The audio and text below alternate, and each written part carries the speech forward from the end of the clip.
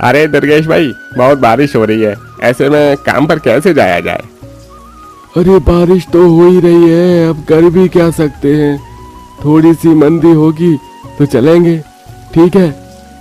हरिया और दुर्गेश दोनों बारिश के रुकने का इंतजार कर रहे होते हैं।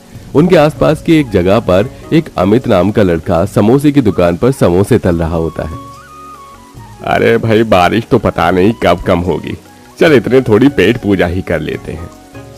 अरे सही बोल रहा है, समोसे की खुशबू ने तो पेट में भूख पैदा कर दी। दुर्गेश और हरिया दोनों अमित की दुकान पर आते हैं। अरे भाई, कितने में दे रहे हो समोसा? कितने में क्या काका, 10 रुपए का एक है, बोलो कितने लगा दूं? अरे लगा दे भाई, 2 जगह एक एक समोसा। ये सुनकर अमित दुर्गेश और हरिया के लिए समोसा लगा देता है। तभी बारिश तेज होने लगती है और उसी की दुकान के सामने अचानक से एक बहुत अमीर घर की लड़की श्रेया की गाड़ी खराब हो जाती है। अरे यार, ये क्या हो गया? गाड़ी को भी अभी डैमेज होना था। अब हम लोग इतनी बारिश में कैसे यहाँ से जाएंगे? कॉलेज के लिए भी लेट हो रहा है।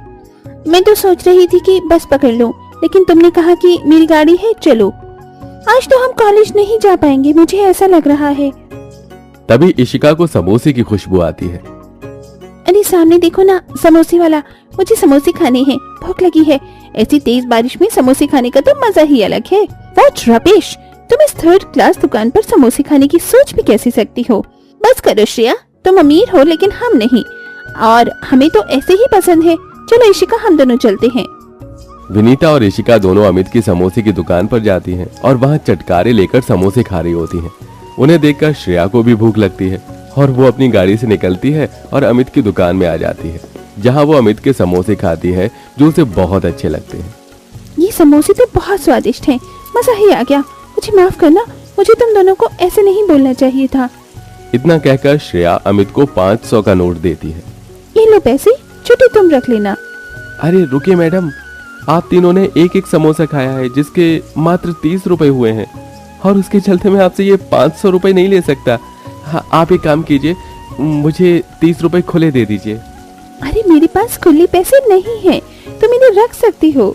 मेरा ज़मीर इस बात के लिए मुझे इजाजत नहीं देता। मैं अपनी मेहनत का कमाता हूँ, बिना मेहनत के पैसे मैं नहीं रख सकता। अमित इतना कहने के बाद दूसरी दुकान से पैसे खुले करवा कर श्रेया को दे देता है।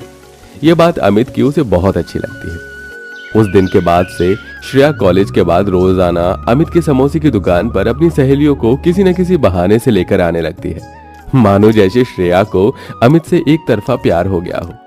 एक दिन जब अमित की दुकान पर कोई नहीं होता और वो बारिश के चलते अकेले वो अपनी दुकान के ऊपर प्लास्टिक की तिरपाल लगा रहा होता है, तो ये देख श्रेया उसकी मदद करने लगती है।